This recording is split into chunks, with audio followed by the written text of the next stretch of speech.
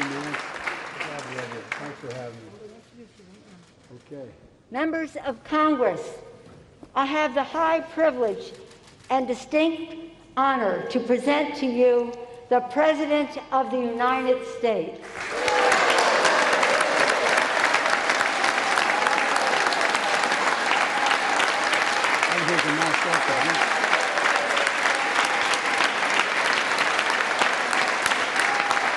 Thank you. Thank you, thank you, thank you. Good to be back.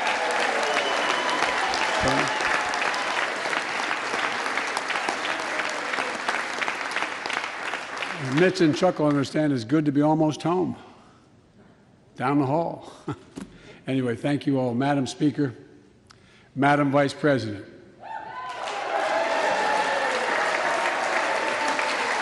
No president has ever said those words from this podium. No president has ever said those words, and it's about time.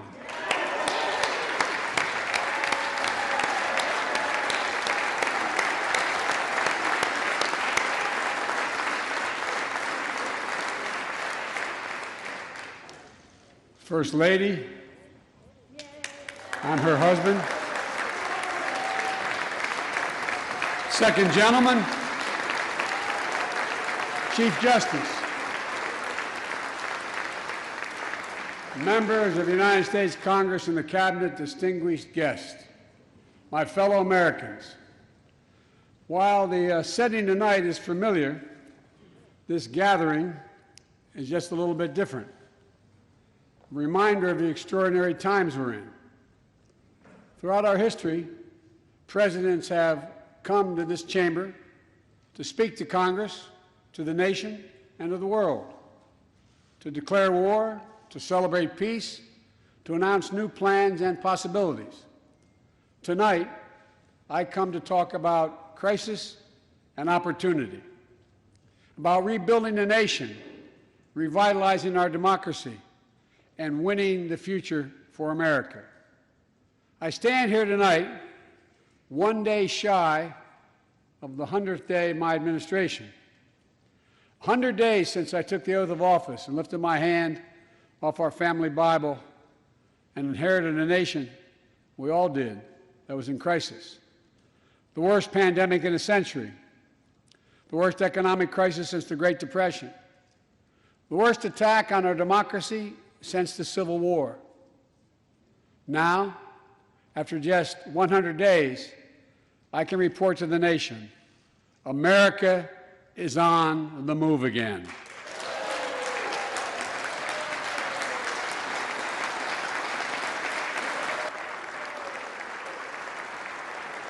Turning peril into possibility, crisis to opportunity, setbacks into strength. We all know life can knock us down, but in America, we never, ever, ever stay down. Americans always get up. Today, that's what we're doing. America's rising anew, choosing hope over fear, truth over lies, and light over darkness. After 100 days of rescue and renewal, America's ready for a takeoff, in my view.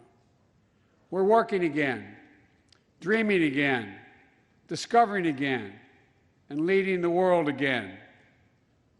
We have shown each other and the world that there's no quit in America, none. 100 days ago, America's house was on fire. We had to act. And thanks to the extraordinary leadership of Speaker Pelosi, Majority Leader Schumer, and the overwhelming support of the American people, Democrats, Independents, and Republicans, we did act. Together we passed the American Rescue Plan, one of the most consequential rescue packages in American history.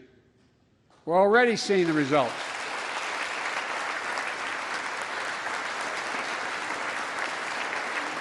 We're already seeing the results.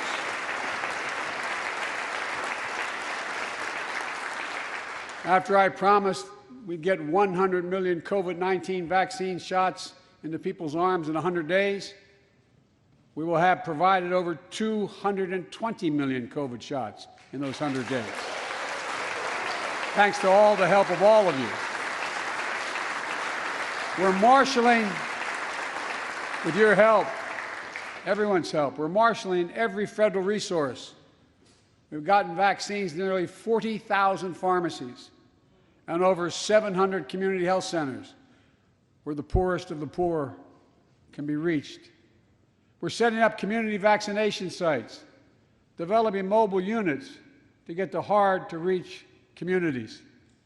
Today, 90% of Americans now live within 5 miles of a vaccination site. Everyone over the age of 16, everyone is now eligible to get vaccinated right now, right away. Go get vaccinated, America. Go and get the vaccination. They're available. You're eligible now.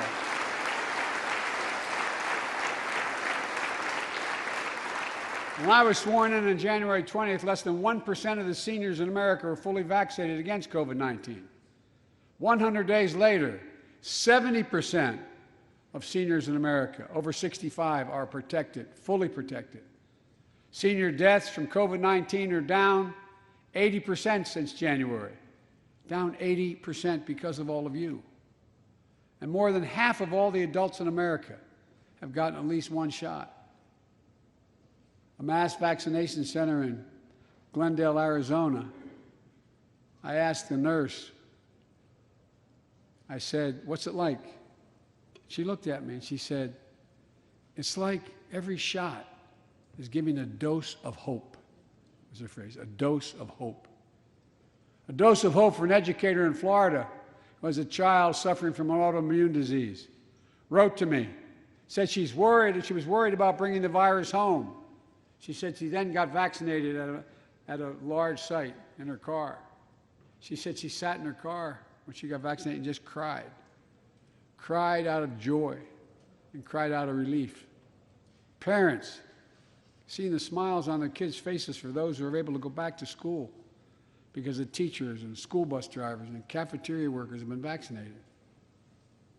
Grandparents, hugging their children and grandchildren instead of pressing hands against the window to say goodbye. It means everything. Those things mean everything.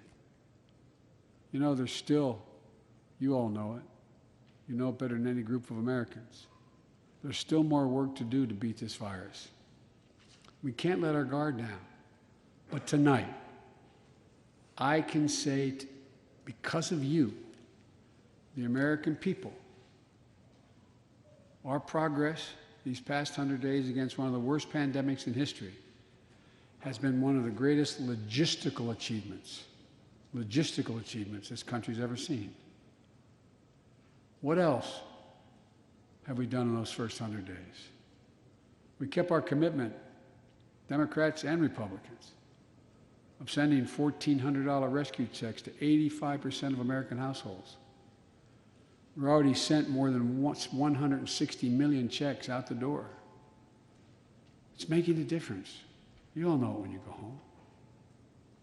For many people, it's making all the difference in the world. A single mom in Texas who wrote me, she said she couldn't work, but she said the relief check put food on the table and saved her and her son from eviction from their apartment.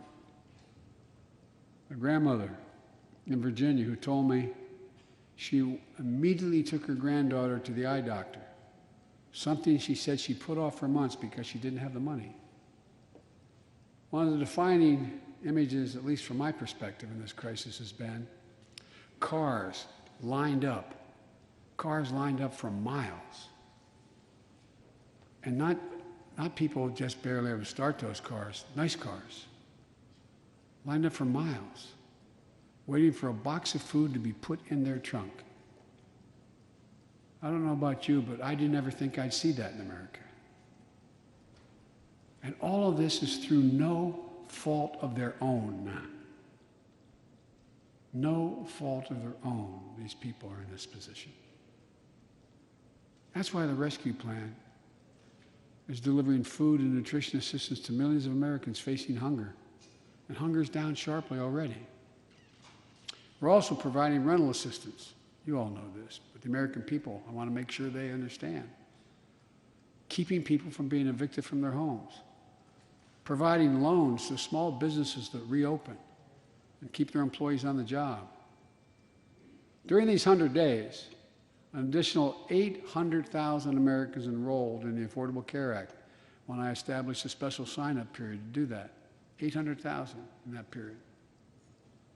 We're making one of the largest one-time ever investments, ever, in improving health care for veterans. Critical investments to address the opioid crisis. And maybe most importantly, thanks to the American Rescue Plan, we're on track to cut child poverty in America in half this year.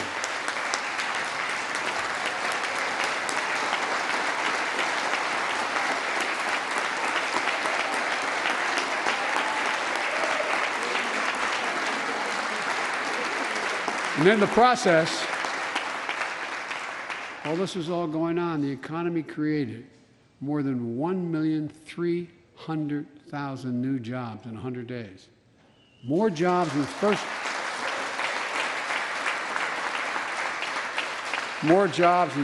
100 days than any president on record. The International Monetary Fund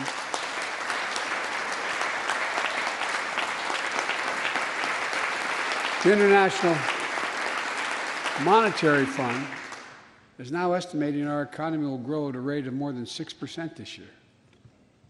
That will be the fastest pace of economic growth in this country in nearly 4 decades. America's moving forward, but we can't stop now. We're in competition with China and other countries to win the 21st century. We're at a great inflection point in history. We have to do more than just build back better. We have to build back better. We have to compete more strenuously than we have. Throughout our history, if you think about it, public investment in infrastructure has literally transformed America, our attitudes as well as our opportunities. The Transcontinental Railroad, the interstate highways, united 2 oceans and brought a totally new age of progress to the United States of America. Universal public schools and college aid opened wide the doors of opportunity. Scientific breakthroughs took us to the moon. Now we're on Mars, discovering vaccines, gave us the internet, and so much more. These are investments we made together as one country, and investments that only the government was in a position to make. Time and again, they propel us into the future. That's why I proposed the American Jobs Plan, a once-in-a-generation investment in America itself. This is the largest jobs plan since World War II. It creates jobs to upgrade our transportation infrastructure, jobs modernizing our roads, bridges, highways, jobs building ports and airports, rail corridors, transit lines. It's clean water.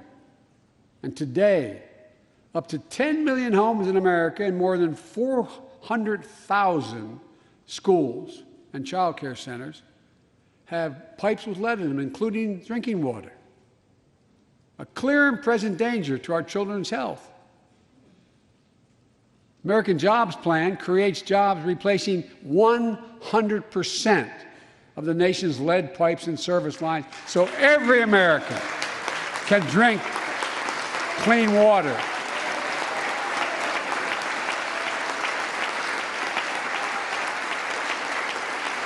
And in the process, it will create thousands and thousands of good-paying jobs. It creates jobs connecting every American with high-speed internet, including 35% of the rural America that still doesn't have it. This is going to help our kids and our businesses succeed in the 21st century economy. And I'm asking the Vice President to lead this effort, if she would, because I know it will get done. Creates jobs building a modern power grid. Our grids are vulnerable to storms, hacks, catastrophic failures with tragic results, as we saw in Texas and elsewhere during the winter storms. The American Jobs Plan will create jobs that lay thousands of miles of transmission lines needed to build a resilient and fully clean grid. We can do that. Look,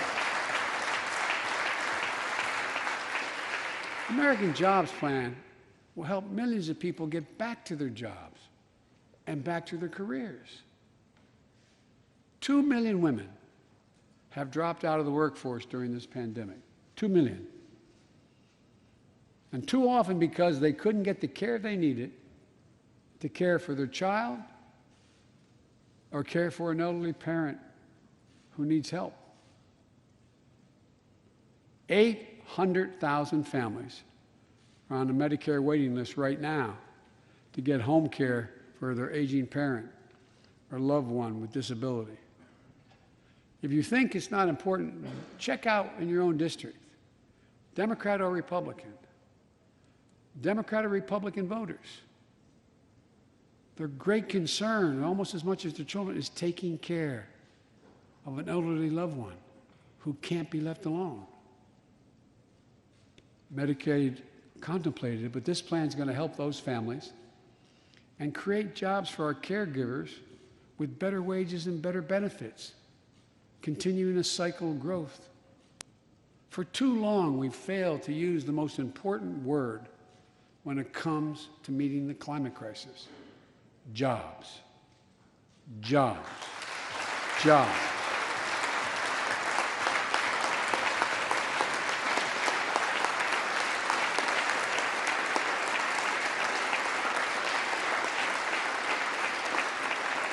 For me, when I think climate change, I think jobs. The American Jobs Plan will put engineers and construction workers to work building more energy-efficient buildings and homes.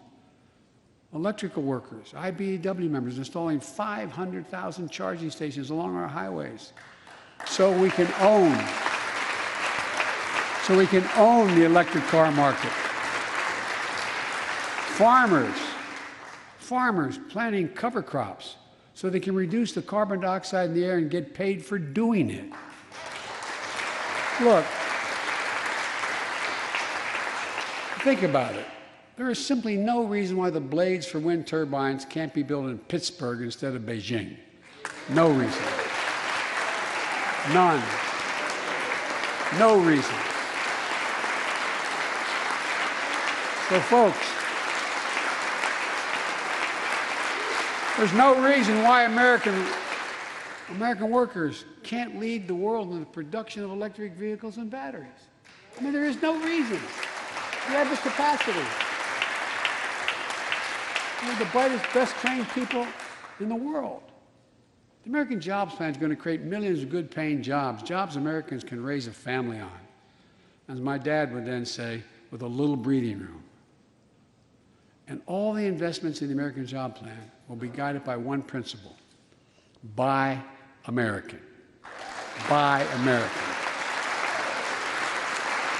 And I might note parenthetically, that does not violate any trade agreement. It's been the law since the 30s. Buy American. American tax dollars are going to be used to buy American products made in America to create American jobs. That's the way it's supposed to be, and it will be in this administration.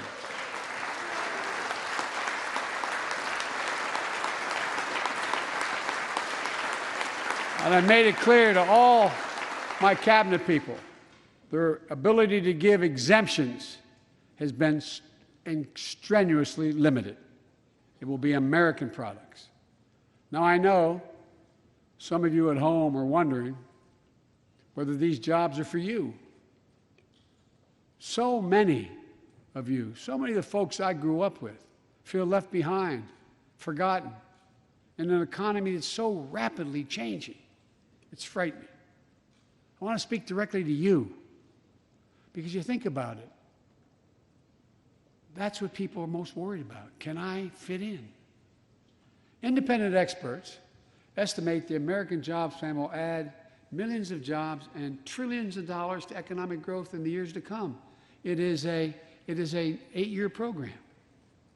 These are good-paying jobs that can't be outsourced. Nearly 90% of the infrastructure jobs created in the American Jobs Plan do not require a college degree. 75% don't require an associate's degree. The American Jobs Plan is a blue-collar blueprint to build America. That's what it is.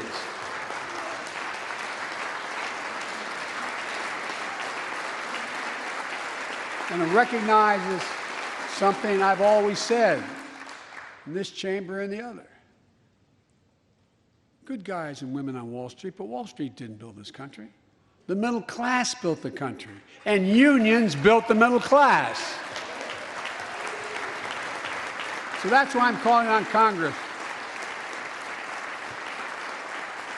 to pass Protect the Right to Organize Act, the PRO Act, and send it to my desk so we can support the right to unionize. And by the way, while you're thinking about sending things to my desk, let's raise the minimum wage to $15. No one working 40 hours a week, no one working 40 hours a week should live below the poverty line. We need to ensure greater equity and opportunity for women. And while we're doing this, let's get the Paycheck Fairness Act to my desk as well, equal pay. They spent much too long. And if you wonder whether it's too long, look behind me. And finally, the American Jobs Plan will be the biggest increase in non-defense research and development on record. We'll see more technological change, and some of you know more about this than I do.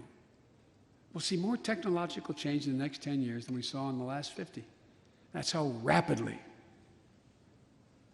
artificial intelligence and so much more is changing. And we're falling behind the competition with the rest of the world. Decades ago, we used to invest 2% of our gross domestic product in America, 2% of our gross domestic product in research and development. Today, Mr. Secretary, that's less than 1%. China and other countries are closing in fast. We have to develop and dominate the products and technologies of the future. Advanced batteries, biotechnology, computer chips, clean energy. The Secretary of Defense can tell you, and those of you who work in national security issues know, the Defense Department has an agency called DARPA, the Defense Advanced Research Project Agency. The people who set up before I came here, and that's been a long time ago, to develop breakthroughs that enhance our national security. That's their only job. And it's a semi-separate agency. It's under the Defense Department. It's led to everything from the discovery of the internet to GPS and so much more that's enhanced our security. The National Institute of Health, the NIH, I believe, should create a similar advanced research projects agency for health. And here's what it would do. It would have a singular purpose: to develop breakthroughs to prevent, detect, and treat diseases like Alzheimer's, diabetes, and cancer. I'll still never forget when we passed the cancer proposal in the last year as vice president. Almost $9 million going to NIH. And if you excuse the point of personal privilege, I'll never forget you standing, Mitch, and saying, "Name it after my deceased son." It meant a lot. But so many of us have deceased sons, daughters, and relatives who died of cancer. I can think of no more worthy investment. I know of nothing that is more bipartisan, So let's end cancer as we know it. It's within our power. It's within our power to do it.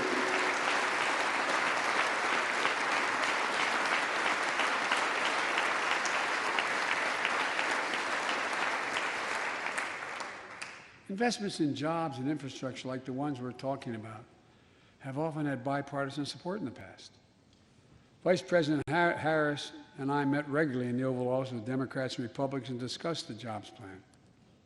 And I applaud a group of Republican senators who just put forward their own proposal. So let's get to work. I wanted to lay out before the Congress my plan before we got into the deep discussions. I'd like to meet with those who have ideas that are different, they think are better. I welcome those ideas. But the rest of the world is not waiting for us. I just want to be clear. From my perspective, doing nothing is not an option.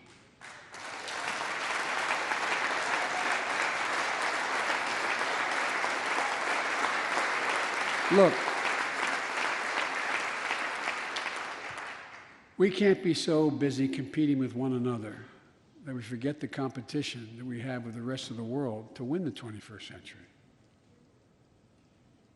Secretary Blinken can tell you I spent a lot of time with President Xi. Traveled over 17,000 miles with him. Spent, they tell me, over 24 hours in private discussions with him. When he called to congratulate him, we had a 2-hour discussion. He's deadly earnest about becoming the most significant, consequential nation in the world. He and others,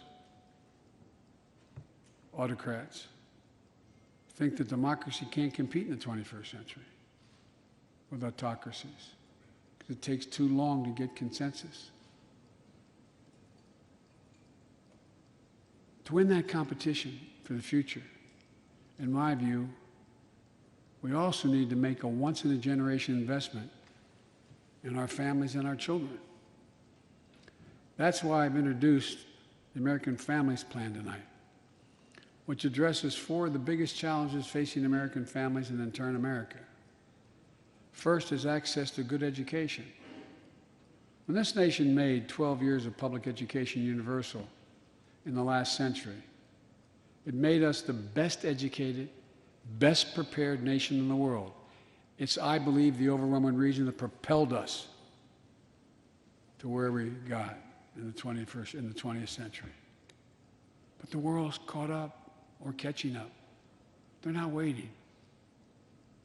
I would say parenthetically, if we were sitting down, we set a bipartisan committee together and said, okay, we're going to decide what we do in terms of government providing for free education.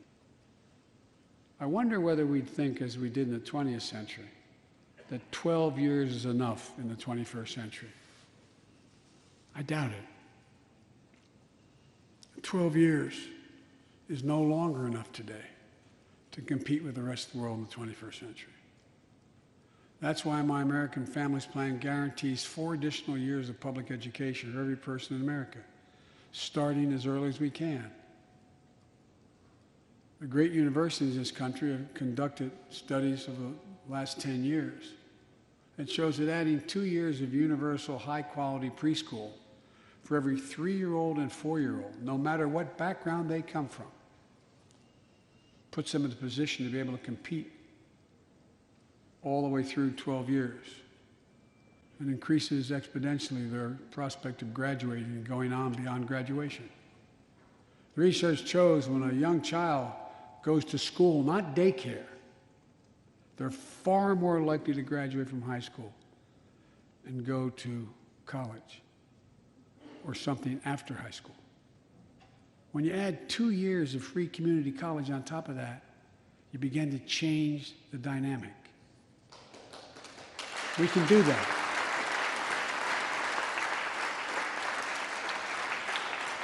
And we'll increase Pell Grants and invest in historical black colleges and universities, tribal colleges, minority-serving institutions. The reason is they don't have the endowments.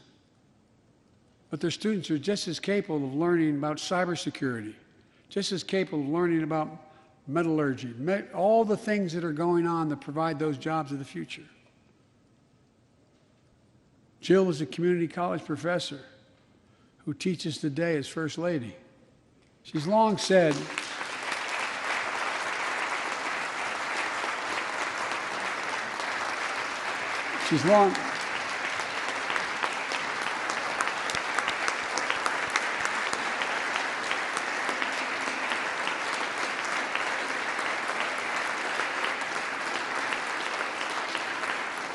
if I've heard it once, I've heard it 1,000 times. Joe, any country that out-educates us is going to outcompete us. She'll be deeply involved in leading this effort. Thank you, Jill. Second thing we need, American Families Plan will provide access to quality, affordable child care. We guarantee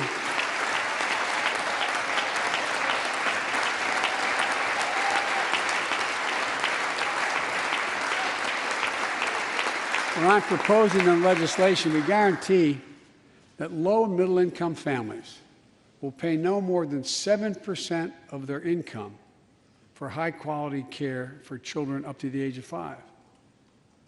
The most hard-pressed working families won't have to spend a dime. Third, the American Families Plan will finally provide up to 12 weeks of paid leave and medical leave, family medical leave. We're one of the few industrial countries in the world. No one should have to choose between a job and a paycheck or taking care of themselves and their loved ones or parent or spouse or child. And fourth, the American Family Plan puts directly into the pockets of millions of Americans. In March, we expanded tax credit for every child in a family, up to $3,000 per child if they're under 6 years of age. Over 6 years of age. And $3,600 for children over 6 years of age. With 2 parents, 2 kids, that's $7,200 in the pockets that are going to help take care of your family. And that will help more than 65 million children and help cut child care poverty in half. And we can afford it. So we did that in the last piece of legislation we passed. But let's extend that child care tax credit at least through the end of 2025.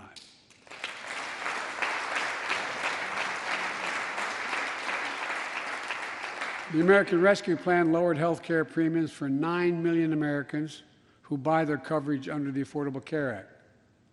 I know that's really popular this side of the aisle. But let's make that provision permanent so their premiums don't go back up.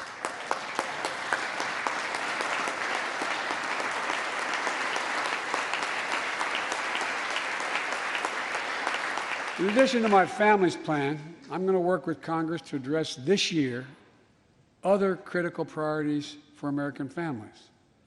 The Affordable Care Act has been a lifeline for millions of Americans, protecting people with pre-existing conditions, protecting women's health, and the pandemic has demonstrated how badly it's needed. Let's lower deductibles for working families on the Affordable Care Act. And let's lower prescription drug costs. We know how to do this.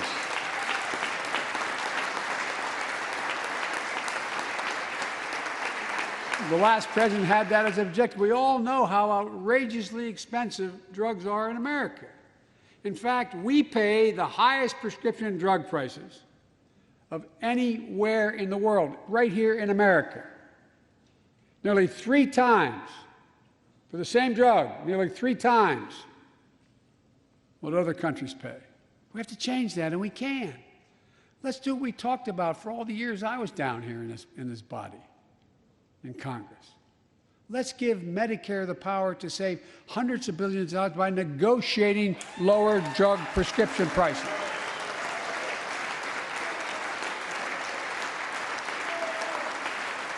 By the way,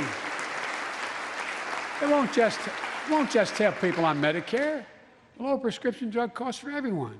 And the money we save, which is billions of dollars, can go to strengthen the Affordable Care Act and expand Medicare coverage benefits without costing taxpayers an additional penny. It's within our power to do it. Let's do it now.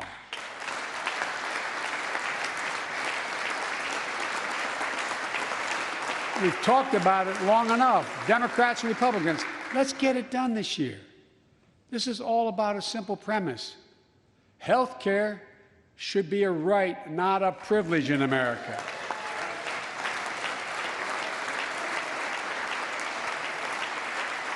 So, how do we pay for my jobs and family plan? I made it clear we can do it without increasing the deficits. Let's start with what I will not do. I will not impose any tax increase on people making less than $400,000. But it's time for corporate America and the wealthiest 1% of Americans to just begin to pay their fair share. Just their fair share.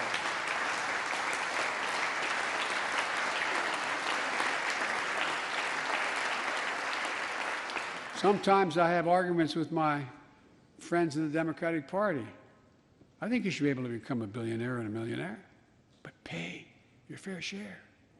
A recent study shows that 55 of the nation's biggest corporations paid zero federal tax last year.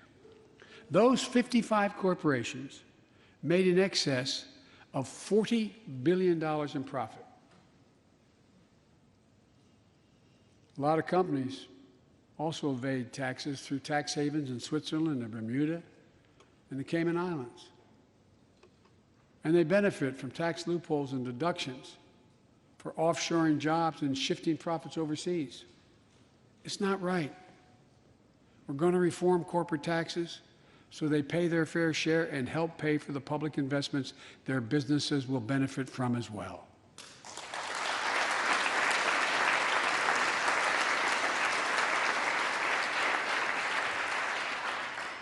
We're going to reward work, not just wealth.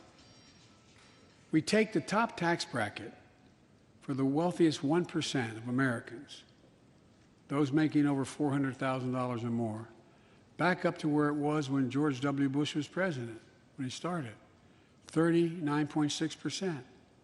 That's where it was when George W. was president. We're going to get rid of the loopholes, allow Americans to make more than $1 million a year and pay a lower tax rate on their capital gains than Americans who receive a paycheck.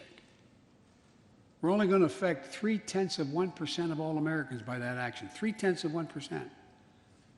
And the IRS is going to crack down on millionaires and billionaires who cheat on their taxes. It's estimated to be billions of dollars by think tanks that are left, right, and center. I'm not looking to punish anybody. But I will not add a tax burden, additional tax burden to the middle class in this country. They're already paying enough. I believe what I propose is fair, fiscally responsible, and it raises revenue to pay for the plans I propose and will create millions of jobs that will grow the economy and enhance our financial standing in the country. When you hear someone say, they don't want to raise taxes on the wealthiest 1% or corporate America, ask them, whose taxes you want to raise? Instead, whose are going to cut? Look, the big tax cut of 2017. Remember, it was supposed to pay for itself. That was how it was sold. And generate vast economic growth. Instead, it added $2 trillion to the deficit. It was a huge windfall for corporate America and those at the very top. Instead of using the tax saving to raise wages and invest in research and development, it poured billions of dollars into the pockets of CEOs. In fact, the pay gap between CEOs and their workers is now among the largest in history. According to one study, CEOs make 320 times what the average worker in their corporation makes. It used to be below 100. The pandemic has only made things worse. 20 million Americans lost their job in the pandemic, working and middle-class Americans.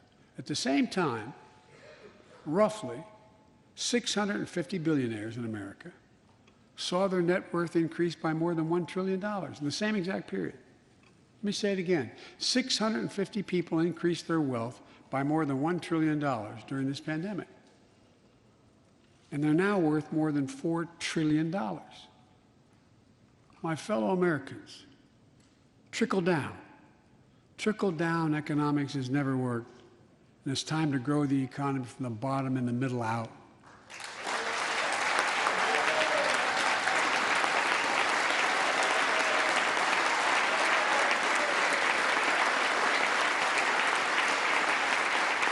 You know, there's a broad consensus of economists left, right, and center, and they agree what I'm proposing will help create millions of jobs and generate historic economic growth.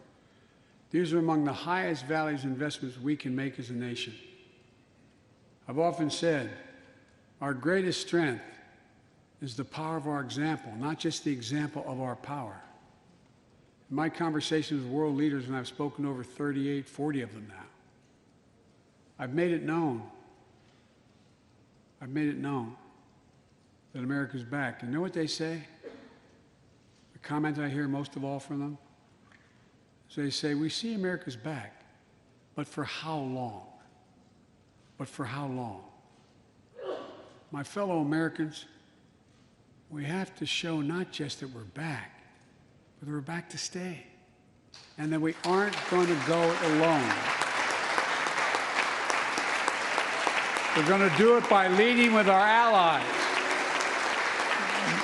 No one nation can deal with all the crises of our time, from terrorism to nuclear proliferation, mass migration, cybersecurity, climate change, as well as experiencing what we're experiencing now, pandemics.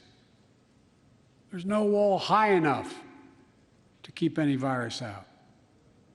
And our own vaccine supply, as it grows to meet our needs, and we're meeting them, will become an arsenal for vaccines for other countries, just as America was an arsenal for democracy for the world, and in consequence influence the world. But every American will have access before that occurs. Every American will have access to be fully covered by COVID-19 from the vaccines we have. Look, the climate crisis is not our fight alone, it's a global fight. The United States accounts, as all of you know, less than 15% of carbon emissions. The rest of the world accounts for 85%. That's why I kept my commitment to rejoin the Paris Accord, because if we do everything perfectly, it's not going to ultimately matter. I kept my commitment to convene a climate summit right here in America with all the major economies of the world: China, Russia, India, European Union. And I said I'd do it in my first 100 days. I want to be very blunt about it.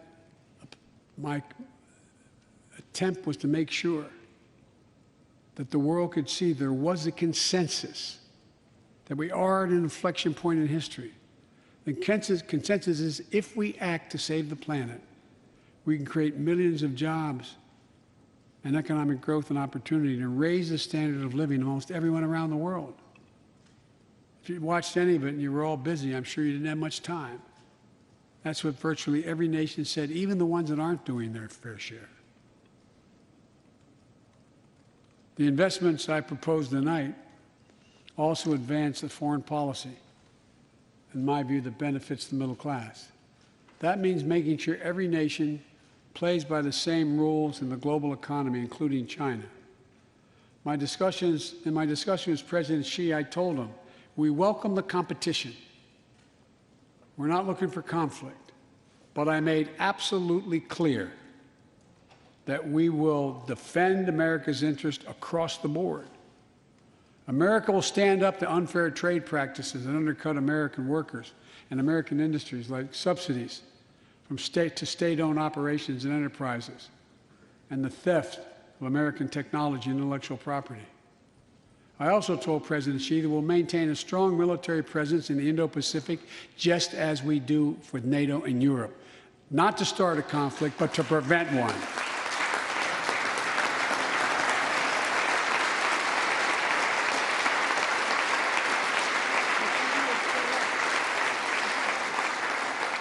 I told them what I've said to many world leaders, that America will not back away from our commitments, our commitment to human rights and fundamental freedoms, and to our alliances. And I pointed out to him, no responsible American president could remain silent when basic human rights are being so blatantly violated. An American president has to represent the essence of what our country stands for. America is an idea, the most unique idea in history. We are created, all of us, equal. It's who we are. And we cannot walk away from that principle and, in fact, say we're dealing with the American idea. With regard to Russia, I know it concerns some of you, but I made very clear to Putin that we're not going to seek escalation, but their actions will have consequences. They turn out to be true, and they turned out to be true. So I responded directly and proportionately to Russia's interference in our elections and the cyber attacks on our government and our business. They did both of these things, and I told them we would respond, and we have. But we can also cooperate when it's our mutual interest. We did it when we extended the New START Treaty on nuclear arms, and we're working to do it on climate change. But he understands we will respond. On Iran and North Korea, nuclear programs that present serious threats to American security and the security of the world. We're going to be working closely with our allies to address the threats posed by both of these countries through diplomacy as well as stern deterrence. And American leadership means ending the forever war in Afghanistan. We have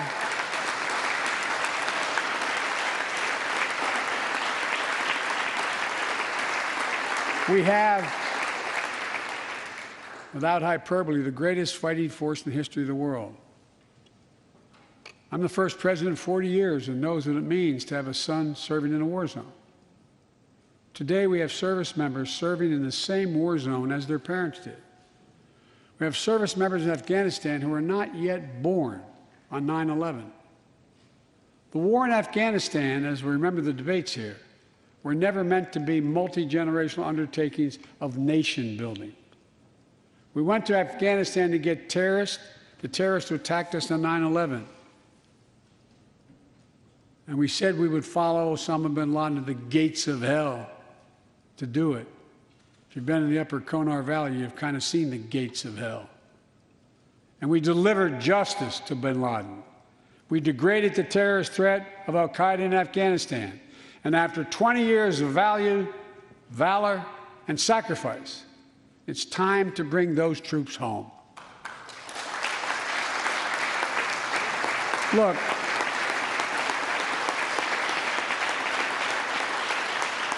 even as we do, we'll maintain over-the-horizon capacity to suppress future threats to the homeland. And make no mistake, in 20 years, terrorism has metastasized. The threat has evolved way beyond Afghanistan. Those of you in the intelligence committees, the foreign relations committee, defense committees, you know well, we have to remain vigilant against the threats to the United States wherever they come from. Al-Qaeda and ISIS are in Yemen, Syria, Somalia, other places in Africa, in the Middle East, and beyond. And we won't ignore what our intelligence agencies have determined to be the most lethal terrorist threat to the homeland today. White supremacy is terrorism. We're not going to ignore that either. My fellow Americans, look, we have to come together to heal the soul of this nation. It was nearly a year ago before her father's funeral when I spoke with Gianna Floyd, George Floyd's young daughter. She's a little tyke, so I was kneeling down to talk to her. so I could look her in the eye. She looked at me, she said, "My daddy changed the world." Well, after the conviction of George Floyd's murderer, we can see how right she was if we have the courage to act as a Congress. We've all seen the knee of injustice on the neck of Black Americans. Now's our opportunity to make some real progress. The vast majority of men and women wearing a uniform and a badge serve our communities, and they serve them honorably. I know them. I know they want...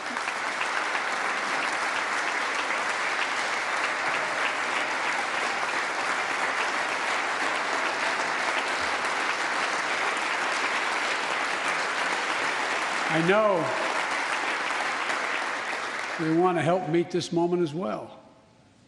My fellow Americans, we have to come together to rebuild trust between law enforcement and the people they serve, to root out systemic racism in our criminal justice system, and to enact police reform in George Floyd's name that passed the House already.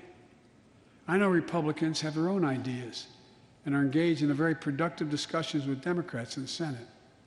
We need to work together to find a consensus. But let's get it done next month, by the first anniversary of George Floyd's death.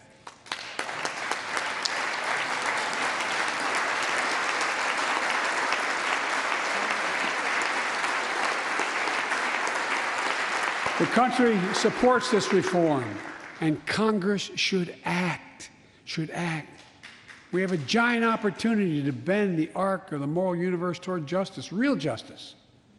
And with the plans outlined tonight, we have a real chance to root out systemic racism that plagues America and American lives in other ways. A chance to deliver real equity, good jobs, good schools, affordable housing, clean air, clean water, being able to generate wealth and pass it down through generations because you have an access to purchase a house. Real opportunities in the lives of more Americans, Black, white, Latino, Asian Americans, Native Americans. Look, I also want to thank the United States Senate for voting 94-1 to pass the COVID-19 Hate Crimes Act to protect Asian American and Pacific Islanders. You acted decisively.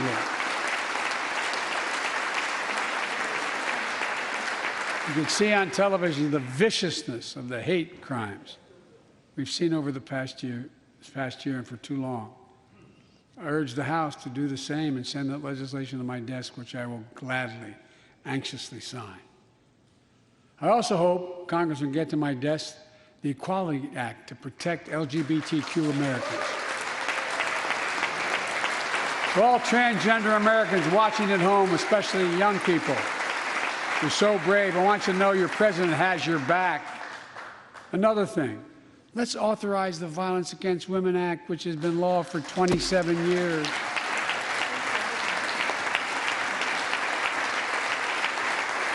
"27 years ago, I wrote it. It'll close the act that has to be authorized now, will close the boyfriend loophole to keep guns out of the hands of abusers. The court order said this is an abuser. You can't own a gun. It's to close that loophole that existed. You know, it's estimated that 50 women are shot and killed by an intimate partner every month in America. 50 a month. Let's pass it and save some lives.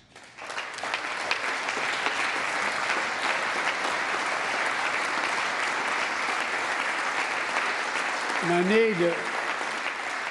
I need not tell anyone this, but gun violence has become an epidemic in America. The flag at the White House was still flying at half-mast for the 8 victims of the mass shooting in Georgia, when 10 more lives were taken in the mass shooting in Colorado.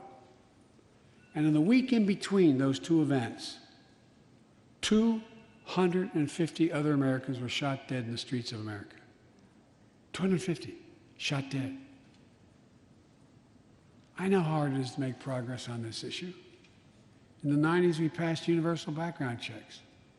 a ban on assault weapons and high-capacity magazines that hold 100 rounds that can be fired off in seconds. We beat the NRA. Mass shootings and gun violence declined. Check out the report over 10 years. But in the early 2000s, the law expired. We've seen daily bloodshed since. I'm not saying if the law continued, we wouldn't see bloodshed. More than 2 weeks ago in the Rose Garden, surrounded by some of the bravest people I know, the survivors and families who lost loved ones to gun violence, I laid out several of the Department of Justice actions that are being taken to impact on this epidemic. One of them is banning so-called ghost guns. These are homemade guns built from a kit that includes directions how to finish the firearm. The parts have no serial numbers, so they show up at crime scenes and they can't be traced. The buyers of these ghost gun kits aren't required to pass any background check. Anyone, from a criminal or terrorist, could buy this kit and within 30 minutes have a weapon that's lethal, but no more. And I'll do everything in my power to protect the American people from this epidemic of gun violence, but it's time for Congress to act as well. Look,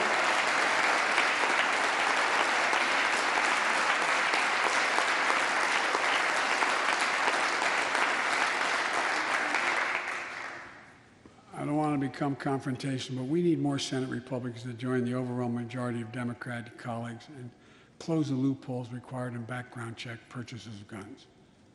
We need a ban on assault weapons and high-capacity magazines. And don't tell me it can't be done. We did it before and it worked. Talk to most responsible gun owners and hunters. They'll tell you there's no possible justification for having 100 rounds in a weapon. What do you think, deer are wearing Kevlar vests? I mean, they'll tell you that there are too many people today who are able to buy a gun but shouldn't be able to buy a gun. These kinds of reasonable reforms have overwhelming support from the American people, including many gun owners. The country supports reform, and Congress should act. This shouldn't be a red or blue issue. And no amendment to the Constitution is absolute. You can't yell fire in a crowded theater. From the very beginning, there were certain guns, weapons, that could not be owned by Americans. Certain people could not own those weapons ever. We're not changing the Constitution. We're being reasonable. I think this is not a Democrat or Republican issue. I think it's an American issue. And here's what else we can do. Immigration has always been essential to America. Let's end our exhausting war over immigration. For more than 30 years, politicians have talked about immigration reform, and we've done nothing about it. It's time to fix it. On day one of my presidency, I kept my commitment and sent a comprehensive immigration bill to the United States Congress. If you believe we need to secure the border, pass it because it has a lot of money for high-tech border security. If you believe in a pathway to citizenship, pass it. There's over 11 million undocumented folks, the vast majority of here overstaying visas. Pass it. We can actually, if you actually want to solve a problem, I've sent a bill to take a close look at it. We also have to get at the root problem of why people are fleeing, particularly to our southern border from Guatemala, Honduras, and El Salvador. The violence, the corruption, the gangs, the political instability, hunger, hurricanes, earthquakes, natural disasters. When I was president, when I was vice president, the president asked me to focus on providing help needed to address the root causes of migration. And it helped keep people in their own countries instead of being forced to leave. The plan was working, but the last administration decided it was not worth it. I'm restoring the program and asked Vice President Harris to lead our diplomatic effort to take care of this. I have absolute confidence she'll get the job done. Now look, if you don't like my plan, let's at least pass what we all agree on. Congress needs to pass legislation this year to finally secure protection for dreamers, the young people who've only known America as their home. And permanent protection for immigrants who are here on temporary protective status who came from countries beset by man-made and natural-made violence and disaster, as well as a pathway to citizenship for farm workers who put food on our tables. Look, immigrants have done so much for America during this pandemic and throughout our history. The country supports immigration reform. We should act. Let's argue over it. Let's debate it. But let's act. And if we truly want to restore the soul of America, we need to protect the sacred right to vote. Most people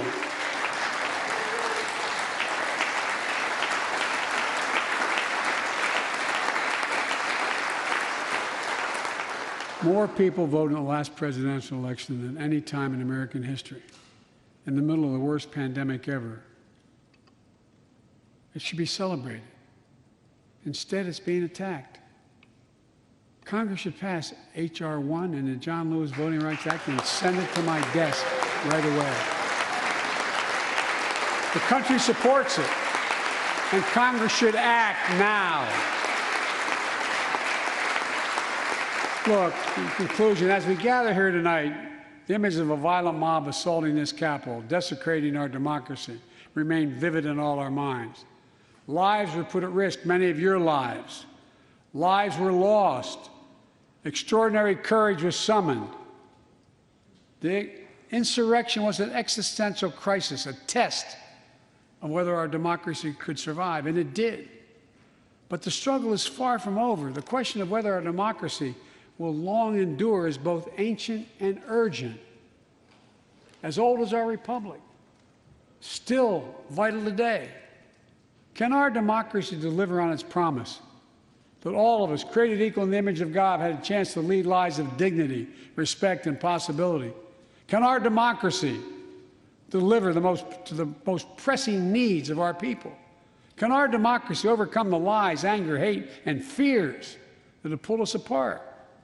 America's adversaries, the autocrats of the world, are betting we can't. And I promise you, they're betting we can't.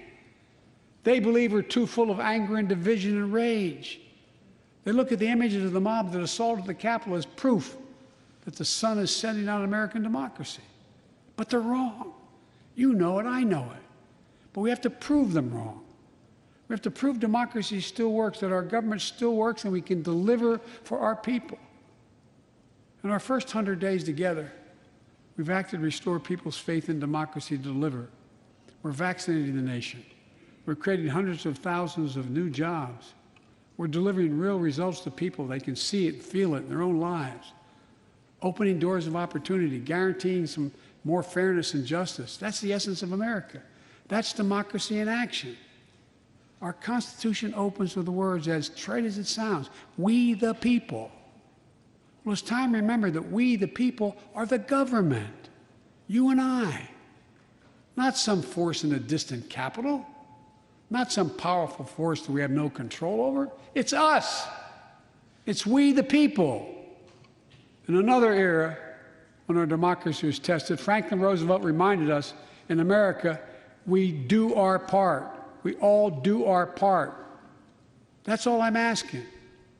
That we do our part, all of us. That if we do that, we will meet the center challenge of the age by proving that democracy is durable and strong. Autocrats will not win the future. We will. America will. And the future belongs to America. As I stand here tonight before you in a new and vital hour of life and democracy of our nation, and I can say with absolute confidence, I have never been more confident or optimistic about America. Not because I'm president, because of what's happening with the American people. We've stared into the abyss of insurrection and autocracy, pandemic and pain, and we, the people, did not flinch. At the very moment our adversaries were certain we'd pull apart and fail, we came together, we united. With light and hope, we summoned a new strength, new resolve to position us to win the competition of the 21st century. On our way to a union more perfect, more prosperous, and more just, as one people, one nation, and one America. Folks, as I told every world leader I've ever met with over the years, it's never, ever, ever been a good bet to bet against America, and it still isn't. We're the United States of America. There's not a single thing, nothing beyond our capacity. We can do whatever we set our minds to if we do it together. So let's begin to get together. God bless you all, and may God protect our troops. Thank you for your patience.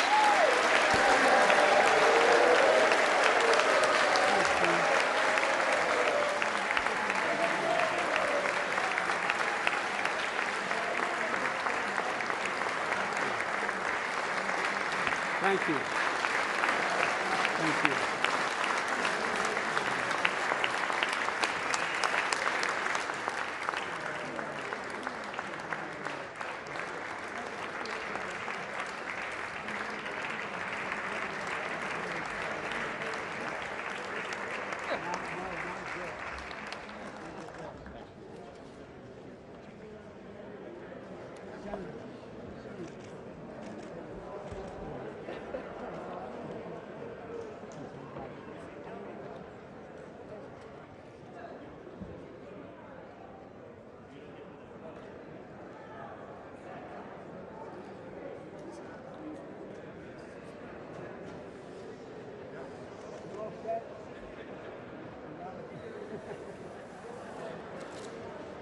Guys, how are you? Bobby, how you doing? Good. How's Mom? Good. Give her my love. Watch out for that thing. Be nice to her. Scranton. Thanks.